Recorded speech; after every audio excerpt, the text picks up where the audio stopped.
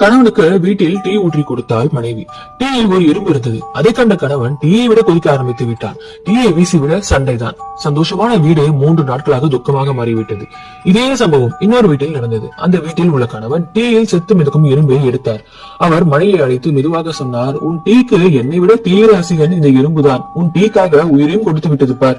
இது போல் ரசிகர்களை வீணாய் இழந்து விடாதே. மனைவி சிரித்தார். தன் தவறை உணர்ந்தார். அதன் பிறகு அவர்கள் வீட்டு சர்க்கரையை கவனமாக பார்த்தார். அதான் டீயில் எறும்பும் சாகவில்லையே, அவர்கள் வீட்டின் மகிழ்ச்சியும் சாகவில்லை. வாழ்க்கையை சந்தோஷமாக அமைத்துக் கொள்வதும் சங்கடத்தில் முடிப்பதும் நாம் பிரச்சனைகளை எவ்வாறு கையாள்கிறோம் என்பதை மட்டுமே தீர்மானிக்கிறது. நமக்கு மட்டும்தான் கோபம் வரும் எனவும் நாம் தவறே செய்ய மாட்டோம் எனவும் நாம் நினைக்க கூடாது. தவறுகளை நகைச்சுவையாகவோ அன்பாகவோ சொல்லி பாருங்களேன், அந்த தவறு மறுபடியும் நடக்காது. ஆனால் கத்தில் கத்தியோ அதிகாரமாகவோ தவறுகளை சுட்டி காட்டினீர்கள் என்றால் அதை விட அதிகமாக தவறுகள் நடக்கும் என்பதை மறவாதீர்கள். உங்களுக்கு இந்த பதிவு பிடிச்சிருந்துச்சா?